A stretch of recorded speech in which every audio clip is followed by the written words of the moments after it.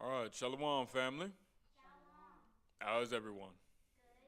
All right, so welcome back to another Faithful Friday class. Okay, and we're going to continue from where we left off in the Book of Ecclesiastes, chapter 9. And last time we left off at verse 9, and so we're going to pick things up at verse 10. Okay, so it says, "Whatsoever thy hand findeth to do, do it with thy might." Okay, so this is one of those things to where you've heard others make mention of this, some known, and others not as known that deal with whatever it is you do with all your might, or things of that nature, something of that similitude, and it comes right here from the scriptures, and it's one of those things to where in life you have to understand, even like with the Most High God is an excellent Almighty power. And us being His children, supposed to be His children, if we move in righteousness, that we're also supposed to rise to a standard of excellence in everything it is that we do. We want to be excellent. So, we don't just want to be good, being good is okay. Being great, even better. But you really want to excel in whatever it is you take on to do and do well at, okay? So not just being mediocre, okay? Not just, being subpar. And it's even no matter any area in your life you want to seek to excel at, okay? It doesn't matter if it's something, if you're a parent, be the best parent you can be. If you're a spouse, be the best spouse you can be. If you're a grandparent, be the best grandparent you can be. If you work in a job, be one of the best employees at the job. So, everything it is you do, seek to do in excellence. So that, because that's one of the things that's supposed to cause people to look at you and say, like, man, what kind of person is that? We need more people like you. And it's not supposed to be something towards the point of emulation and causing unrighteous competition, but the Most High God set up His laws, statutes, and commandments so that especially the other nations can look towards us and say, man, what kind of people are this? So knowledgeable, so understanding, so wise. And if you really learn sincerely the scriptures, you'll have that. But you have to, again, apply it. You have to shift your mindset that way, to think and align yourself that, man, let me strive to be the best I can be in all of these areas and then fight to maintain them. And it's not so much as always being in competition with others as it is in being in competition with yourself. So that's why it said, whatsoever thy hand find it to do, whatever it is you doing, because with your hand, that's how you apply to everything it is you're trying to do. It's like, man, do with all thy might, with all your strength. Okay, not someone else's, not trying to compare to see what they're doing, but push yourself to be better and do better than what you were. So now reading on, it says, "For there is no work, nor device, nor knowledge, nor wisdom in the grave where thou goest." Because once you die, that's it. And whatever you've done up until that point, that's the legacy that you've built. And that's what you're going to be known as. Are you going to be known as someone who is selfish or selfless? Someone who is prideful or humble? And so on and so forth. Verse 11, "I returned and saw under the sun," and this is important, "that the race is not to the swift, nor the battle to the strong, neither yet bread to the wise, nor yet riches to men of understanding, nor yet favor to men of skill, but time and chance happeneth to them all." So now, why this is so important? Because many of these things highlight just life overall, even in terms of our walk. That the race, it's not doesn't matter in this life how swift, how fast you are, or necessarily how strong you are, because sometimes those things, it may not necessarily be as applicable to the situation, especially when you're looking at this spiritual walk. You might see some people and they can seem, and they very well may be swift in certain areas, need to be of repentance, or just in terms of them getting locked in the scripts, and others, they might seem strong, like, man, they always seem like they always good, don't nothing get them down. But at the end of the day, this is a marathon. Can you continue and on that mindset, on that path for, an extended period of time in this walk? Not just something I did day one, week one, month one, year one, but can I do it 5, 10, 15 years, 20 years down the line? Can I continue to maintain that? And if I, for whatever reason, fall short, hopefully not unto death, but if I fall short or stumble, can I get back up and continue my walk? Okay, so it's really an endurance race. Because if I'm fast or strong, that doesn't help me with an endurance race. That doesn't help me maintain the way I need to. Because if I'm swift, I'm going to burn myself out.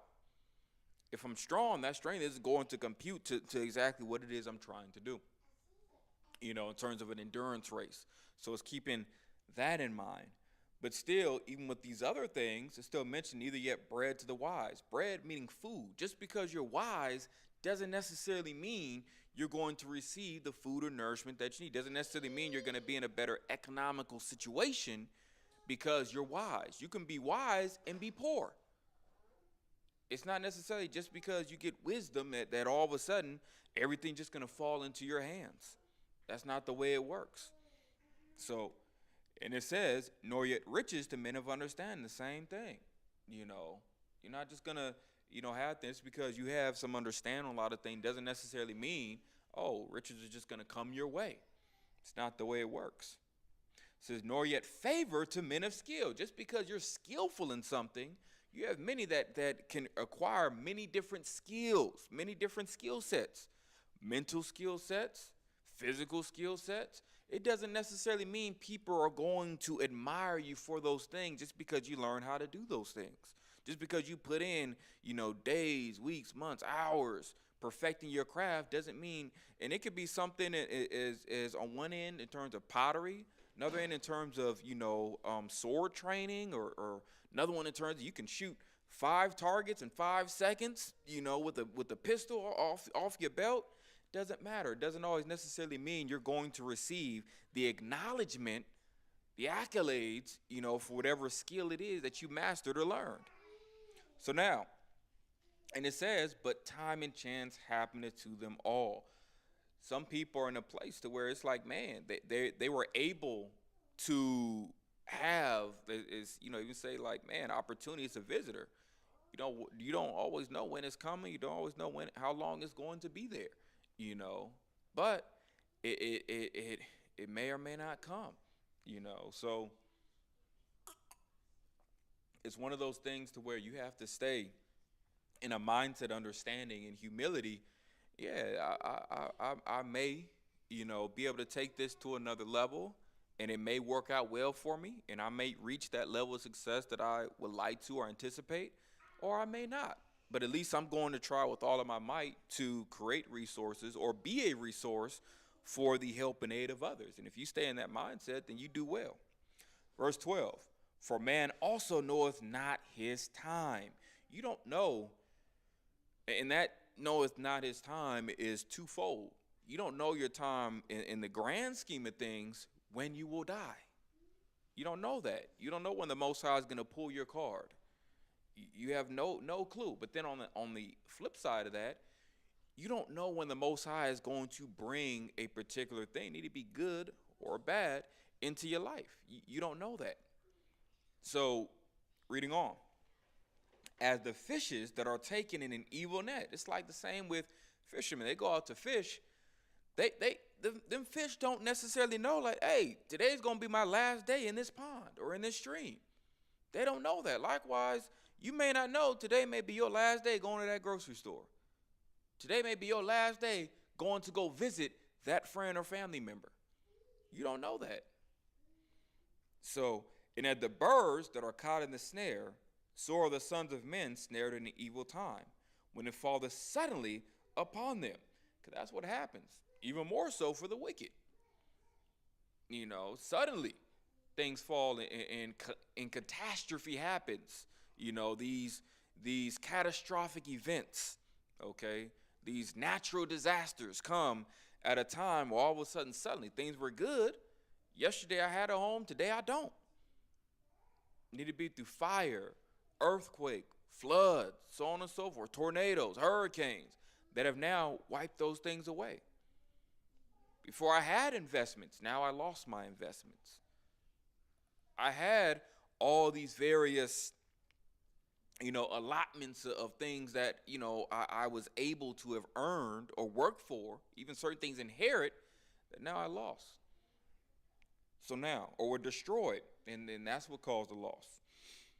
So now, and it reads verse 13, this wisdom have I seen also under the sun, and it seemed great unto me. So now I said, this wisdom I've seen, but man, it seemed great, and we'll see what he means. Verse 14, there was a little city, and I really like, this one. This is one of my favorites. Listen to this story. There was a little city, and few men within it. So this ain't like a big city. Think about what state you live in, or what country you live in. Think about, your big cities, and then think about some of your small cities, some of your small towns.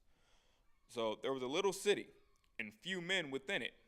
And there came a great king against it, and besieged it, and built great bulwarks against it. Now, verse 15, now there was found in it a poor wise man. So now here it is. That happens. Sometimes you can have people, they're wise, but they're poor. Going back to what we read earlier, just because you have some wisdom or some skill doesn't mean you're going to be, in terms of monetarily successful or economically successful. So in the way most people would think, that would come with that. Now, there was found in it a poor wise man, and he, by his wisdom, delivered the city. So by his wisdom, he was able to guide the people of that city in terms of what to do to get out of the situation. All right, well, we need to do this, move here. And it's like, man, this brother, like, hey, he got it, and he delivered the city. But let's read on. So, and he by his wisdom delivered the city. Yet no man remembered that same poor man. Sometimes it be like that. Actually, oftentimes it's like that. You can do great works, but no one remember you or your works. You can be forgotten just like that. Or someone else claim the victory or claim the honor. So you say, hey, no one remembered that same poor man, even though through his wisdom he did something great. And people in the moment, oh yeah, whoever it is, Cassius, Cletus, whoever it is, Samantha, Sabrina, whoever it is, but then it's one of those things, it's just for that moment, and then those works become forgotten. No one may even write of your exploits, in terms of the thing. You may not even get a page in the history book. You may not even get a paragraph. Works is forgotten. These are things that he's seen. Like, man, that brother, he put in work and did a lot, but he wasn't honored, the way that you would think he would be honored for the achievement in terms of what he did. But that's okay, because guess what? If you're doing good, guess who's not going to forget your works? The Most High God. That's what you have to understand. Whatever work you're doing, understand the Most High God sees it, and he's going to reward you. Don't focus on man's reward. Focus on the Most High's. Even though, yeah, you do want some honor, it's good to be appreciated and valued by others, but you may not always get that. Okay? Let's continue. Verse 16. Then said I, wisdom is better than strength. So, because you can have someone on the left and right, you can have someone that can be very much so physically strong, but lack wisdom. And then someone else, they're not as physically strong, but they have a lot of wisdom. Which one would you think to go with? Some may say, well, I'd rather the brother man be really, really strong, you know. But if just choosing one or the other, it's not saying that they aren't good. Both are good. It's not saying, but it's like, ooh, it's like someone said, if you can really have, all the wisdom and knowledge of the world, or you can be as just strong, all the strength, it's like, it's close. That's a choice. But you know what? It's like if they're close, which one is a little higher? Okay, yeah, wisdom is a little higher. They're both up there, but wisdom, yeah, give me all that, wisdom, knowledge, and understanding. That's really gonna help more, you know, just overall in life, because it's multifaceted. Wisdom, if you really study and learn wisdom, it is multifaceted, and it can help you across a plethora of situations where just having physical strength can be more so limited, compared to wisdom. In comparison, that yes, it physically strong can help you out with a lot of the physical things, but a lot of stuff in life is spiritual and mental, so if I get that wisdom, it could help me out with a lot of the spiritual and mental things, psychological things for both me and others, so at least I got those two areas I can knock out, and I'm not as strong in this third, but them two areas can, help accommodate, in some ways for that last. Or if I have this one, it may not fare well with me in many situations, lacking the other two, So it said, verse 16, then said I, wisdom is better than strength. Nevertheless, but it's still saying, nevertheless, the poor man's wisdom is despised, and his words are not heard. Many people have wisdom that are not in a wealthy situation. They don't have wealth. They don't have notoriety. They don't have fame. But yet and still, their words, they have a platform. People aren't really going to tune into them. They're not necessarily going to get the views and popularity and things that you would think if you had some time talking to them, like, man, they would be worth. But people don't always flock to that. It's like there's so many other things that, people are concerned about, than just someone that's just wise, and a lot of times when you're poor, many other things that you would think would normally be good, when you match it with someone that's poor, it doesn't add up. You can say something very wise and it not get any traction or views desired, but then have someone that has some views, has some notoriety, has some popularity, has some fame, and they can say something just simple, half, a quarter as wise as what it is that you or some other wise person may have said, and it can get thousands of likes, views, even hundreds of thousands of likes and views and comments that, just so good, so wise, and that's the way it is. No, it's not always fair, but that's how I roll. That's why I said the poor man's wisdom is despised, and his words are not heard. So a lot of times, it's like, man, you have people, as much as you running to social media or some of these other avenues to hear these wise words of this celebrity or someone who probably doesn't even know these things, but just has a platform that people listen to, you probably have someone that's wise within your community, your family, your friends, who has a lot more wisdom to offer if you actually just sat down and talked to them and conversed with them. It says, verse 17, the words of wise men are heard in quiet more than the cry of him that ruleth among fools. Well, now what's that saying? It's saying a lot of times those wise people may not even be not only rulers, but may not even be in within the room, within the court of the main or key people that are in authority. That's why sometimes you can have governments, leaderships, rulers who certain decisions they make, it's like, dang, who are they counseling with? Who are they talking to? Because certain things, it's like this could have been done significantly better. They may not always have the wisest people around them to help guide them or give them counsel. Because as a leader, you need that. Even a king has advisors. You have help to be able to make decisions that can affect the lives of many other people. You know, being a king, you don't want to, or a ruler or a leader, and whatso have you. You don't want to be someone that everything you have like just this autocratic government, and everything is just as I say.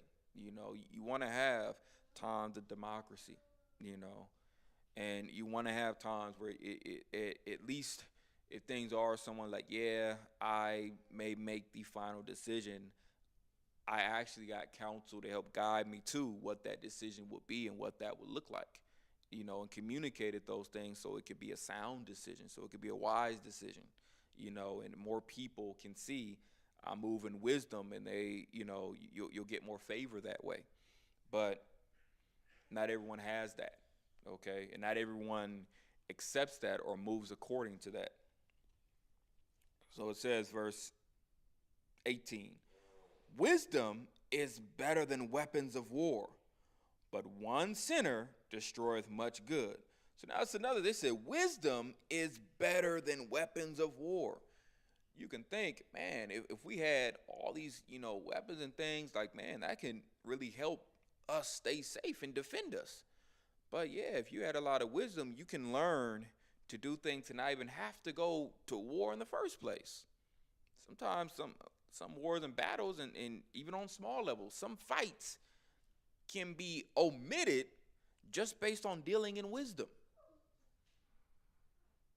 Understanding that, yeah, I know this was said to you, this person made an insult to you, or your spouse, or your child, but wisdom would say not to retaliate in this way. Wisdom would say it's not worth escalating in this way, lest it cost you, your spouse, or your child, their life.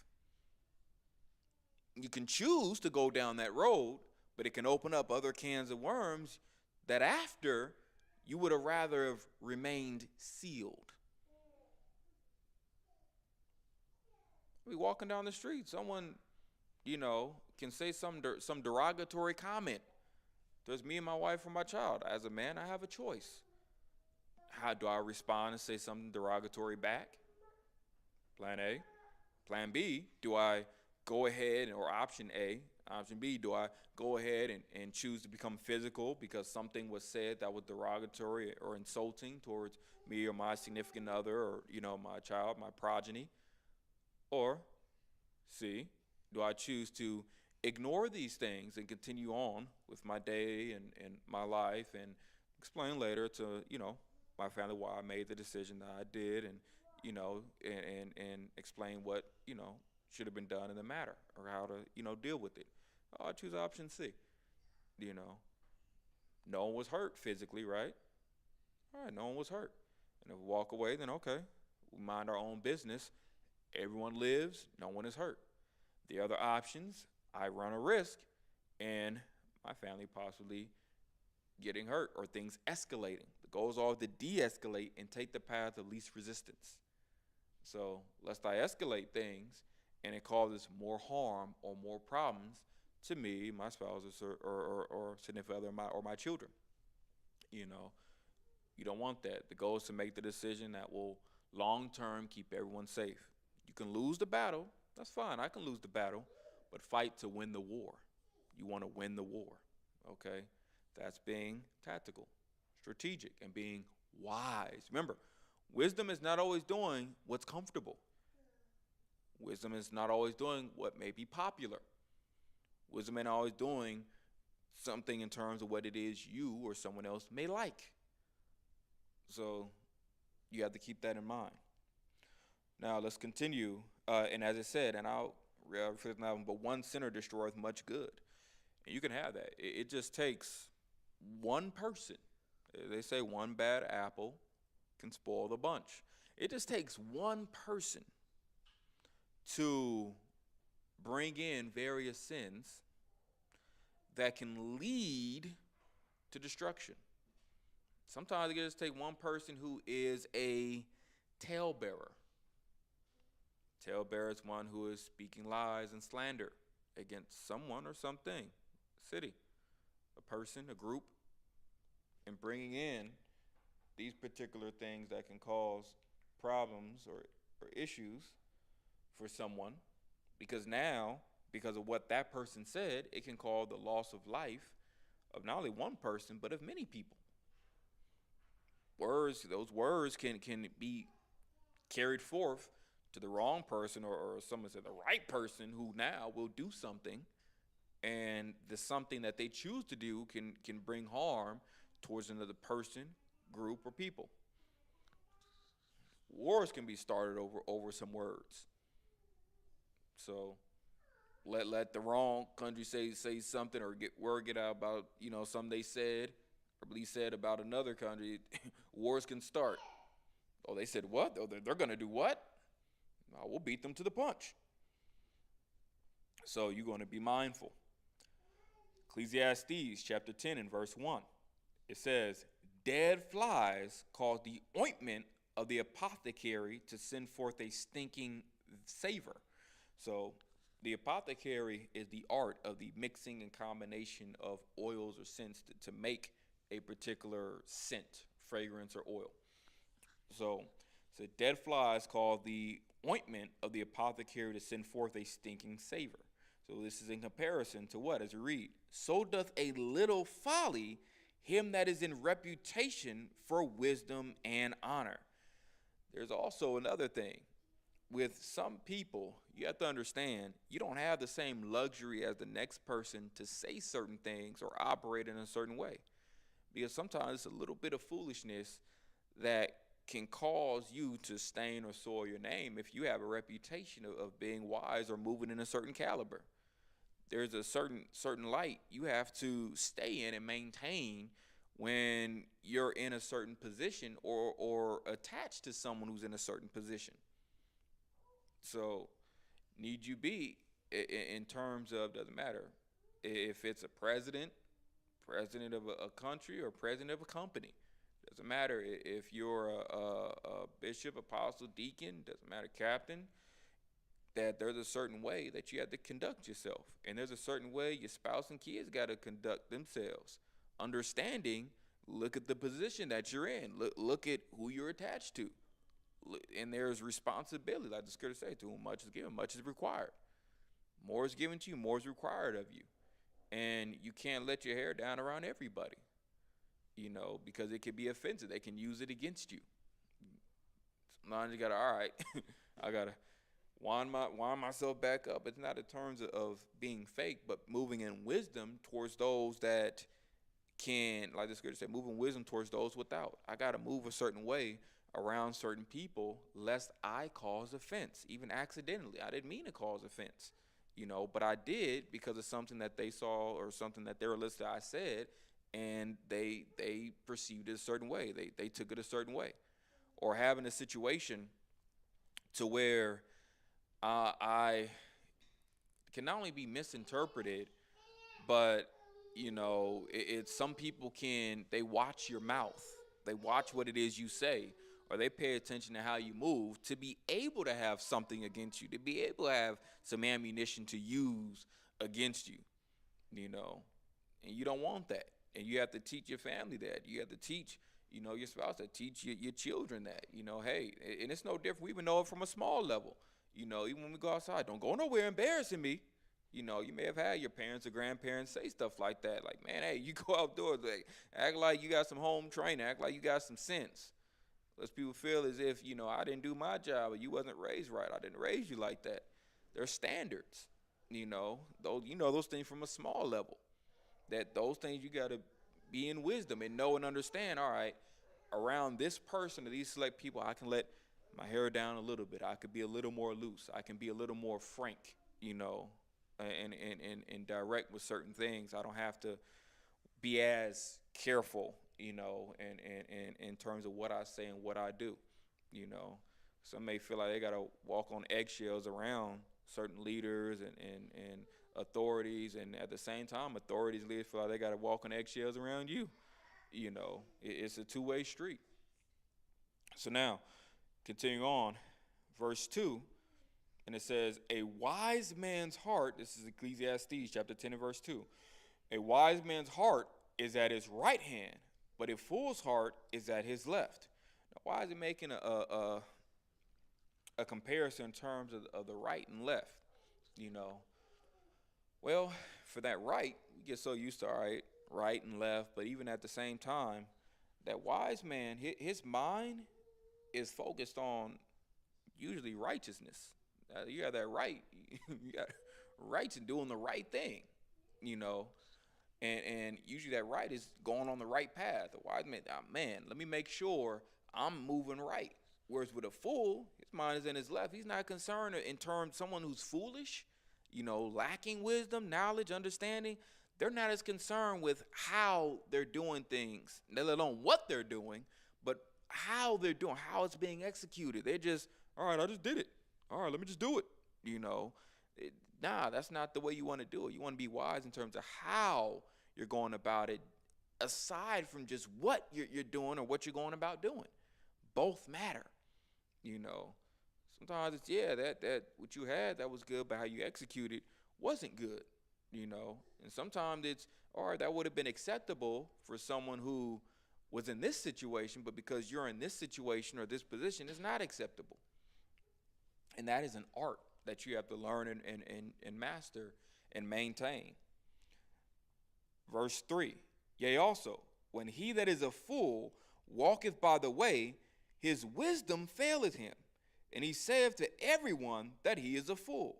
Because you have those that, you know, like it's saying, one that is a fool is foolish, different levels of foolishness.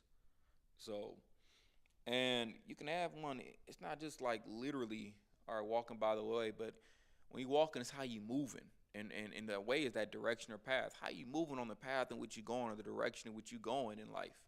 You know, because how you moving, it could be telling other people around you that, hey, you foolish. You're announcing it just through not just your word, but your actions, you know, or showing how foolish you are, just how, you know, dumb you are, you know, in situations. And you see that. You probably know of people, you know, at various times in your life who, yeah, you can see they foolishness coming and what they be on, you know, aside from just what they say.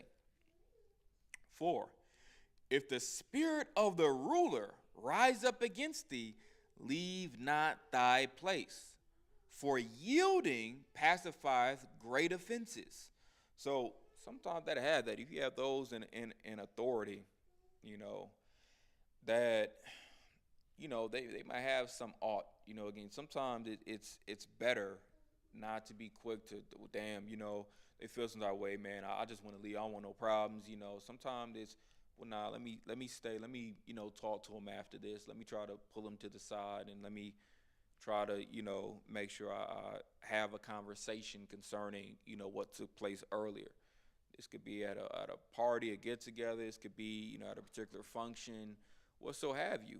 But sometimes that taking that step, you know, can be more admirable, you know, and respected. That, hey, I appreciate the fact you did stay back to have that conversation, you know, instead of leaving. And then it's when things can be unsettled, or feel like the book isn't closed, you can begin to ruminate on it, and then it can cause more problems and more evil suspicions and things of that nature. So just having them conversations, it can go a long ways, you know, and trying to do it sooner to, you know, squash it, put out the fire, you know, it can help, you know, and sooner, you know, it's just that it may not necessarily be, all right, well, right now, but sometimes it's, all right, I'll check them out in an hour, you know, or you know, I'll give it a little bit of time, you know, later tonight, or, you know, later today, and, you know, so we could talk about it.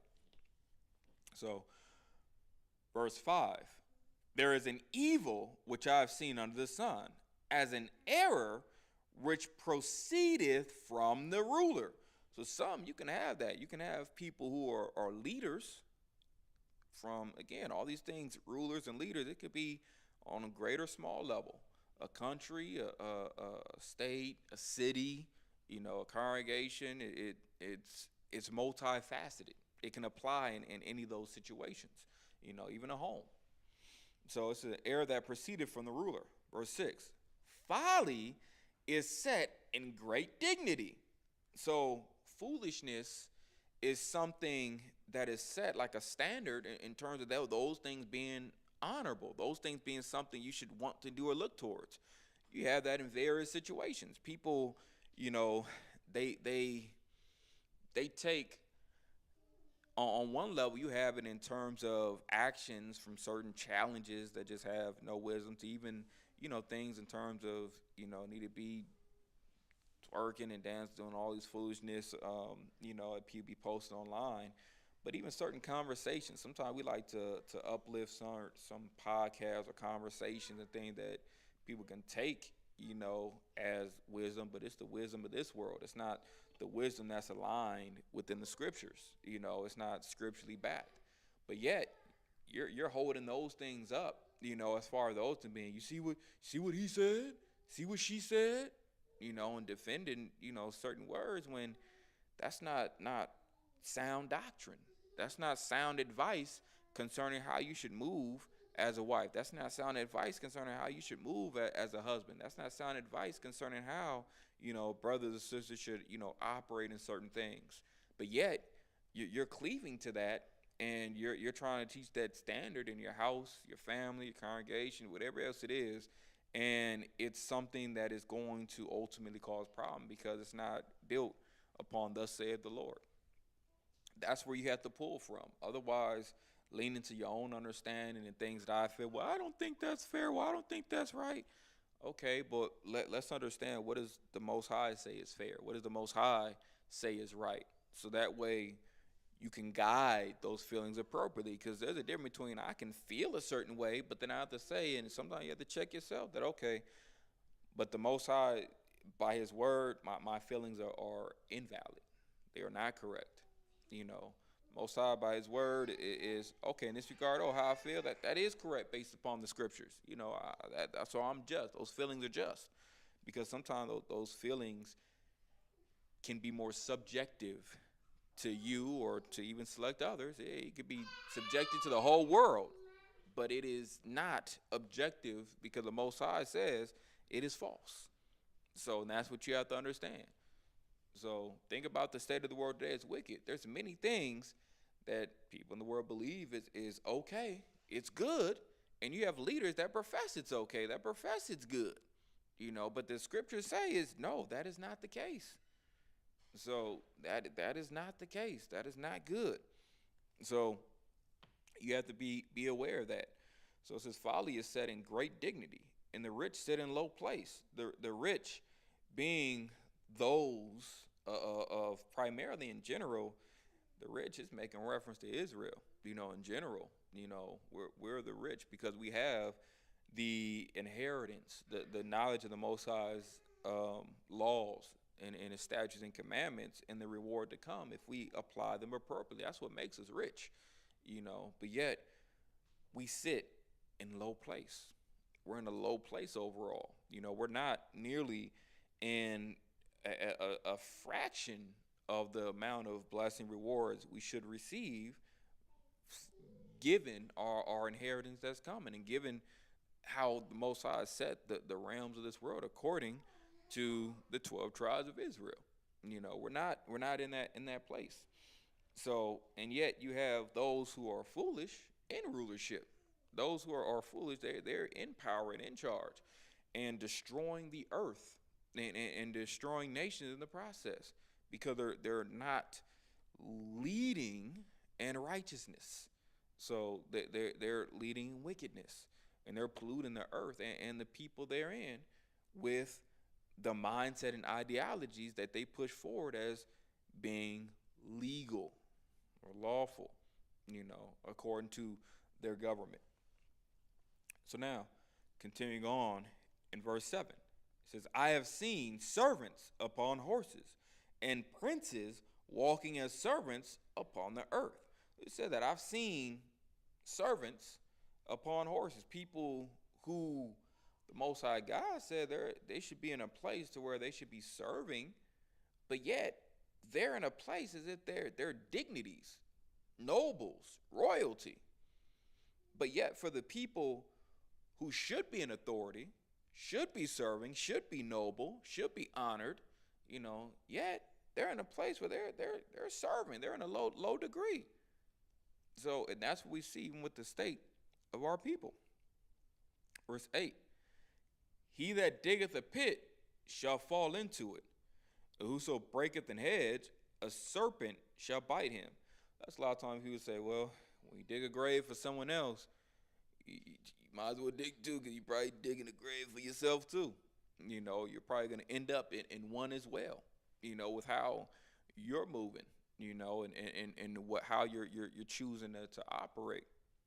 So you're probably going to end up in a bad, situation as well.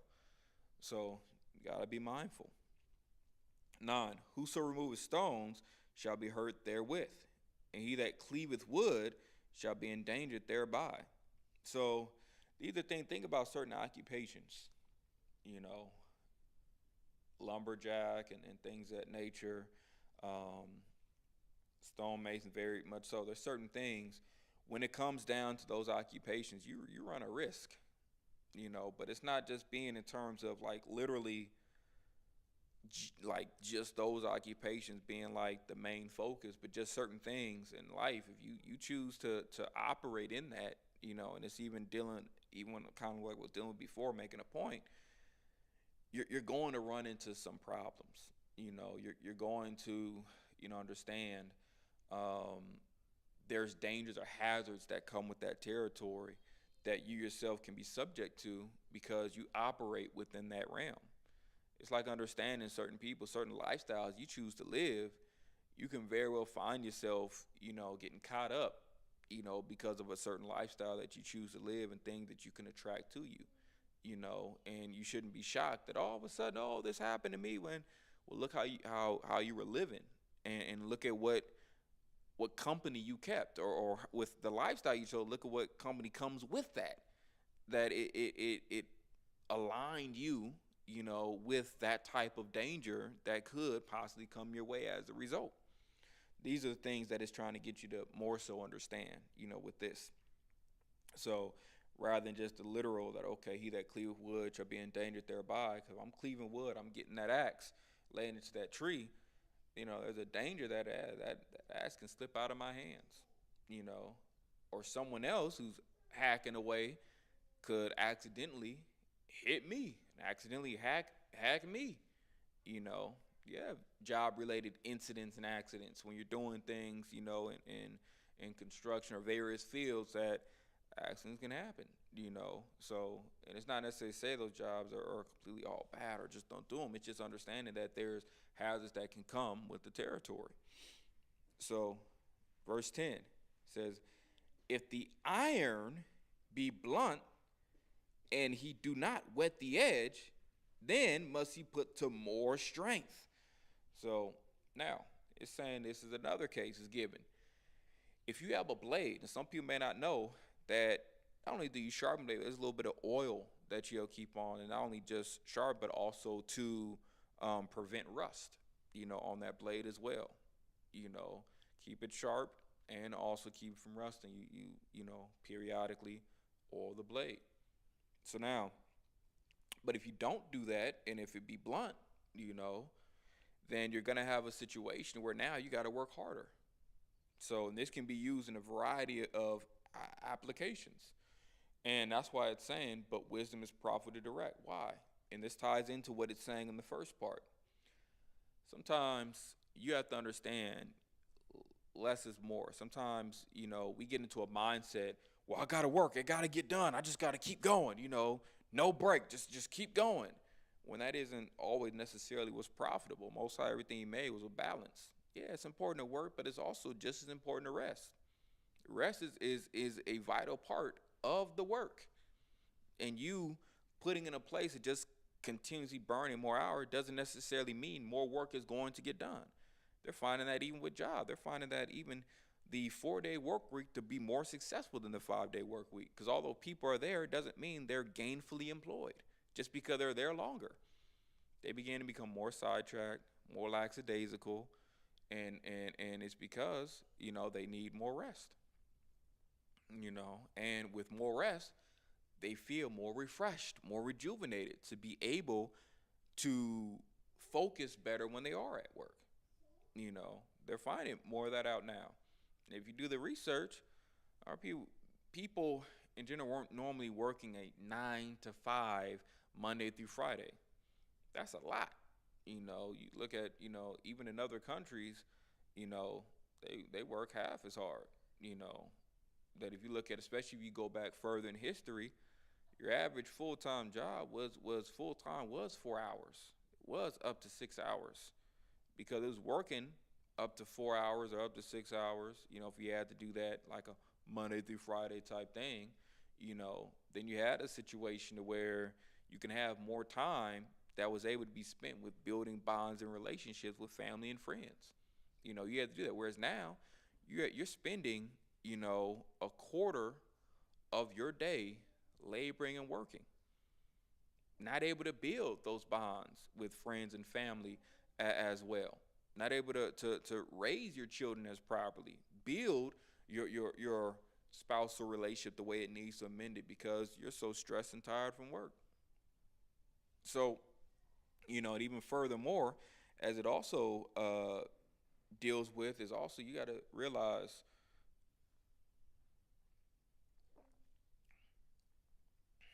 as I said, and I'll read again for effect, if the iron be blunt and he do not whet the edge, then must he put to more strength.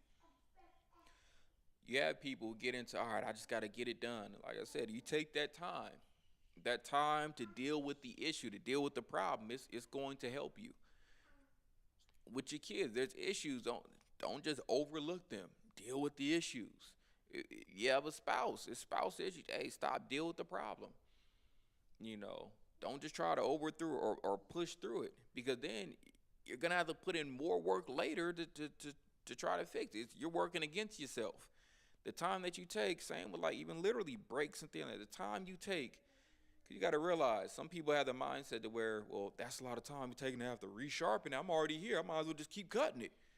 But the time you take to resharpen it is going to allow the work that you continue to do moving forward to be done more efficiently. So the 5 or 10 minutes you take now to deal with this is ultimately going to help save you and project your long-term workload. It's going to reduce the time it takes you, and you'll be able to get it done faster because now the edge is sharp and you can finally cut through things in half the time than if the blade was dull. Like even a lot of people, they end up getting cut off of, believe it or not, dull knives because the knife isn't sharpened. You got to put down more force to cut whatever you're cutting, and through applying that more force, you're more likely to bend, and shift, and then end up cutting yourself and things of that nature. Usually it's because of a dull knife, not a sharp knife. Look it up, research it. It's the truth. So take that time. And that's why I said, but wisdom is profitable to direct. Because if you have wisdom, you'll understand those things. And wisdom is profitable to do what? To choose the path in which one should go.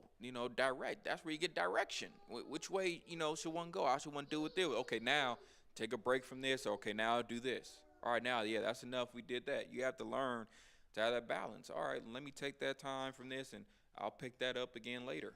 Or now let me take that time and spend to do this now. You got to learn that. So sometimes it can be different. Sometimes it's just taking that time to let me go ahead, and I was working on this, but let me stop and spend time with my kid. Let me not just keep going and going and all right, I got to get this done. And your child over there like, all right, mommy, daddy, you play with me. Not now, I'm busy. I gotta take care of this. All right, you keep living like that, you're going to have a situation where all of a sudden your child get older, and then all of a sudden with things that are more important to you, they don't come to you for, and you be shocked and surprised. Why didn't you come to me? I didn't know you was into that. I didn't know you was doing this. And you kept showing them you didn't have time. You wouldn't stop. You was focused on what you was on and what you was doing, and you didn't stop for their care and concern, because for them, that little teddy bear is important, you know. For them, that little board game, whatever it is important. And you're showing that their needs were not important. Therefore, they didn't come to you. And time go by just like that if you maintain that. But whereas if you choose, all right, let me stop, and it won't, hurt too much if I take sometimes just 5 minutes. Let me give you my undivided attention for a little bit, and then I'll go back to what I was doing, And then, hey, they'll come to you because they know, hey, if I go to mommy, if I go to daddy, they'll listen, or they'll take time to try to deal with my issue. You set a whole different standard, over your life and for your family. So now let's continue. And we'll pick up verse 11. It says, surely the serpent will bite without enchantment, and a babbler is no better. So it said, man, with a serpent, you ain't even need to, be trying to enchant it and trying to, woo it and things for it to try to bite you. Because even sometimes those things, some of the animal tamers, they have to cause a little harm to the animal to try to get the animal to conform to what it is that they're trying to do. And it says, look, like with a serpent, you ain't even got to do all that for it to bite you. It's just the nature of the serpent, the nature of the beast. It said the same thing. If you have someone, and it says, and a babbler is no better. If you have someone that's a babbler, they just be talking on and rambling, Well, guess what? It's the same thing. You ain't even got to do nothing for them to, end up saying something, and next thing you know, they babbling on about something that can cause insult to you, or be babbling on to someone else about some stuff they didn't heard about you. It's just being aware of certain people, and just like you with a serpent. I got to keep my distance. Certain people, you get that, all right, they probably a murmurer, they probably a talebearer, probably about, I need to keep a little distance from them, because they're probably going to be a problem if I allow myself to get in close proximity. So now, verse 12, it says, the words of a wise man's mouth are gracious, but the lips of a fool will swallow up himself. When you have someone that's wise, usually it's more comforting to listen to them than not. Okay, it's more comforting to listen to them, or better, more pleasant on the spirit, if not the ears, or both, to be able to listen to them, because what they're telling you is usually going to be something for your betterment or for your growth, and you can learn a lot from them. Whereas someone that, man, a fool, they have their own word to swallow them up. They eat themselves alive, and it's just like, man, like certain foolish people, it's like, all right, I gotta, like the TV, certain foolish program, nonsense, I gotta turn off after a minute. I need something that's going to be more mentally stimulating, So it's enough of this foolishness. So sometimes you see some of that real nonsensical stuff, and for a minute, in a moment, like in some of them TikTok videos and YouTube videos and so on and so forth, all over social media, in the moment, maybe that little 30-second clip, is good, but certain stuff you can't just keep going on and on just watching a lot of foolish stuff unless your mind is just really there and that's really what you care about. But it comes a time for most, I got to turn that off. I got to hear some words of wisdom. I got to hear some things that will help me be better, do better in a various aspect of my life. That could be anything. It could be anything from cooking, doing hair, to, mechanical or anything, construction. Just, I need to see in things that are going to, someone has some wisdom on some of this stuff that'll be better, lead and guide my life better. So now 13, it says, the beginning of the words of his mouth is foolishness, and the end of his talk is mischievous madness. Okay, so now you're gonna have that. See, a lot of time when you're dealing with a foolish person, that's just what they be on. They don't just visit foolishness; they live there. So their whole conversation is the same. And if you're in a place where, man, I'm trying to be better and do better, I'm trying to be on some wisdom, it's a point like you start to realize that, like, man, I realize if it's anything foolish, they there. You might have some, like when you try to change the conversation to something that requires more thought-provoking conversation, more, stimulating conversation about some particular knowledge, understanding, or wisdom, they start tuning out. Man, that's just too deep for me. All right, nah, I don't want to. They lightly touch. Oh yeah, some stuff like. But argue now on this, because it's like they not really trying to have them types of conversations. You get to see. All right, I see where you at. I see. They live there. So 14. A fool also is full of words. A man cannot tell what shall be, and what shall be after him, who can tell? So that's the thing. It says, man, a fool also is full of words.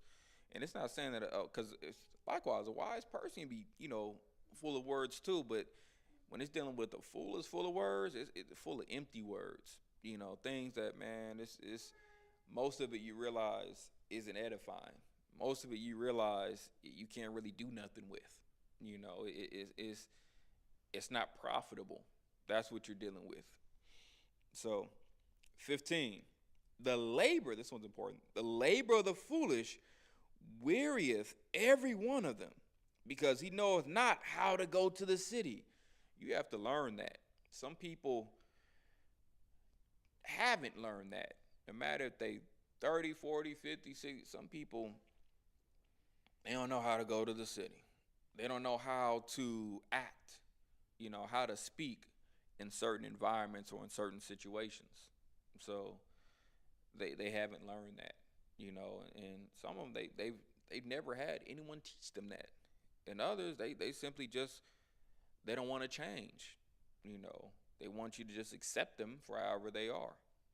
So no, you have to realize, okay, there's a way I have to approach certain situations, the way I have to approach certain people, the way I have to speak to people. I can't just speak recklessly to people, and I can't just approach people any kind of way and expect that to be, accepted of me.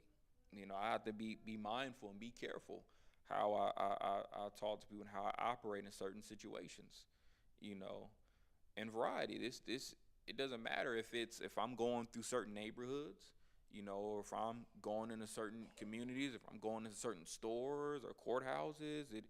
You have to be mindful of how to conduct yourself, because you're not just at home anymore. At home, yeah, if you want to, do certain things, it could be more acceptable or tolerable, but around others, okay, I got to be more mindful. So, and those are the things, like you said, labor of the foolish weareth every one of them, because he knoweth not how to go to the city. A lot of times, with what it is that they're doing, even though they can be working, they may say, hey, I work the same job and things you work. How come I'm not getting promoted? Because, hey, sometimes you don't know how to talk to people, or you don't know when to say certain things and just when to be quiet or keep certain things in mind. Or certain things are best left unsaid, and that's why, they're overlooking you in this particular, position, and why this person got it or this brother or sister got it and, you didn't. And then hopefully you can meditate on those things and accept it. So this will be our last scripture for this evening, verse 16. Woe to thee, O land, when thy king is a child, and thy princes eat in the morning. It says, destruction to thee, O land, when thy king is a child, and thy princes eat in the morning. This is when thy king, because your king's supposed to be a ruler.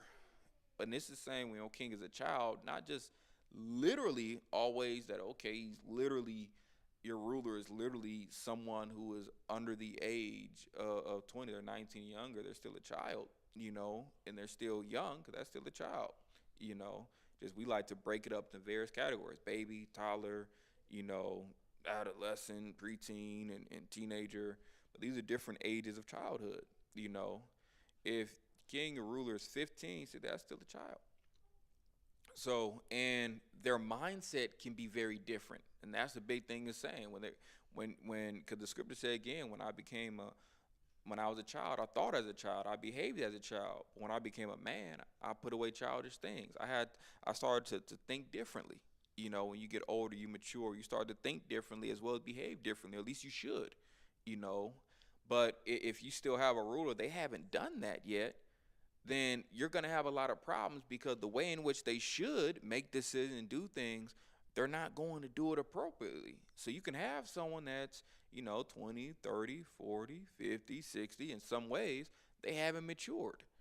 So they're going to make more so foolish decisions things that, here this brother sister go, they having they 16-year-old temper tantrums, and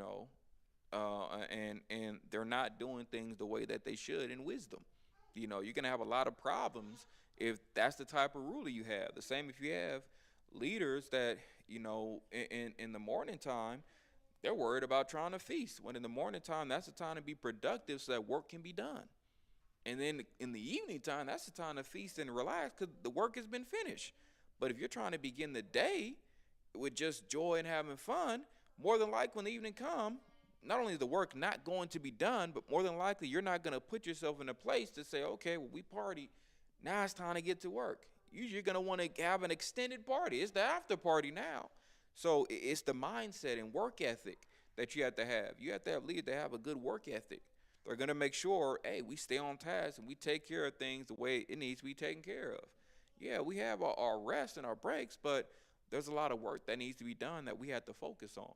So these are some of the things to just keep in mind. Of course, with Ecclesiastes, after finishing chapter 9 and reading chapter 10, that I want to elucidate for you, highlight, and most I permit. Next week we'll be able to pick things back up at verse 17 and